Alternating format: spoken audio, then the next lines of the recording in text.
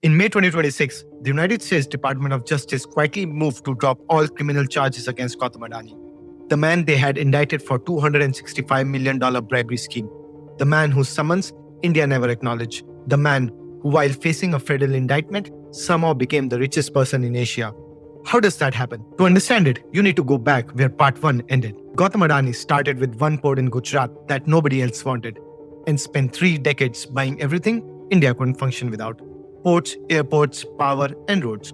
By 2022, that made him world's second richest man. Then Hindenburg Research published 106 pages calling his empire the largest con in corporate history. In 10 days, over $100 billion was wiped from his group's market value. Every analyst said the same thing: the leverage will kill him, nobody comes back from this, but they were all wrong. 5 weeks after the report dropped, the empire was still bleeding. Every major bank had cut exposure, the short sellers were still in position, and the question in every trading room was the same: how much further does this fall?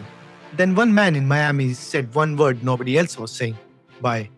Rajiv Jain ran one of the most respected investment funds on Wall Street. When everyone was running away from Adani, he wired $1.87 billion into 4 companies in a single week and announced it publicly. Accusations of fraud and stock price manipulation not stopping Rajiv Jain, the $92 billion U.S. asset manager, from investing in Adani, the embattled industrialist. Jain, the CIO of GQG Partners, who resides in Florida, telling CNBC in an exclusive broadcast interview he read the Hindenburg report, but his own research has led him to believe that Adani's infrastructure portfolio is a good bet. He said, the more work we did, the more bullish we got. These are world-class assets. One incredible voice with real money behind it changed the entire narrative. By 2024, that bet had grown 150% to nearly $10 billion. But Jain wasn't the only move Adani made. Line by line, he went through the balance sheet, paying down Ranger's debt, releasing the pledged shares without a single press conference. Just the numbers quietly changing until the short sellers had nothing left to point at. He didn't fight the narrative, he dismantled the ammunition. Hindenburg shut down in January 2025. On the day they announced it, Adani's stock went up by 5%. SEBI had already concluded its investigation. No violations found, nothing they could act on. The firm that started all of this, gone. The regulator that investigated it found nothing. But the Department of Justice case was still open. And while all that played out, the market stopped caring. The profits came back. Not borrowed, not leveraged, just businesses making real money quarter after quarter. And with them came Google signing on for AI data centers, ports deals across 3 continents, and with every new name that joined, sending the market the same message. He wasn't limping back, he was running. By February 2024, just over 1 year after the crash, his personal wealth had crossed over $100 billion again. Stock by stock, deal by deal, until the day he crossed one name nobody expected him to cross: Mukesh Ambani, the richest person in Asia. Indictment still open, the summons still undelivered, and somehow richer than he had ever been. So, why couldn't anyone stop him? Because stopping Adani means disrupting something India cannot afford to disrupt. He controls the port through which India trades, the airport through which India flies, the energy that powers Indian homes, and the data center through which its AI future will run. Pull one piece out, you don't hurt a billionaire.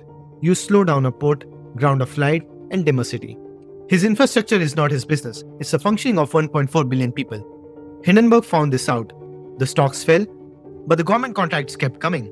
Now, here's what most people missed about how the Department of Justice case actually ended. After Russia invaded Ukraine, India bought discounted Russian crude at enormous scale, and much of it flowed through Adani's port into India. The US had Department of Justice case running, and they were watching every sanctioned tanker dock at Mundra. In September 2025, without a statement or a press conference, Adani banned all sanctioned ships from every port he owned. Not the oil, but the vessels America could specifically point at. Russian tankers rerouted overnight, but Washington's most visible grievance, sitting inside Adani's infrastructure, quietly disappeared. Then he hired a lawyer connected to Trump's administration, flew his team to Washington, and walked with a slide. $10 billion in American investment, 15,000 jobs. 3 months later, the DOJ dropped all charges. Hindenburg gone, SEBI found nothing, DOJ dropped charges. This is not a story of one man's luck. It's the story of what happens when a businessman makes himself impossible to remove. And then he uses that position to make every threat disappear. Think about what just happened. A US federal indictment dropped. $100 billion collapse reversed. The firm that called him fraud shut down. Every threat, every attack, every investigation gone. Is Gautam Adani the greatest businessman India has ever produced? Or is he simply the most protected one? Drop your answers in the comments, builder or protected. I actually read them all. And if you want the real story behind the headline, not just the version in press release, not the version on the front page, but what's actually going underneath, subscribe. That's what this channel is for.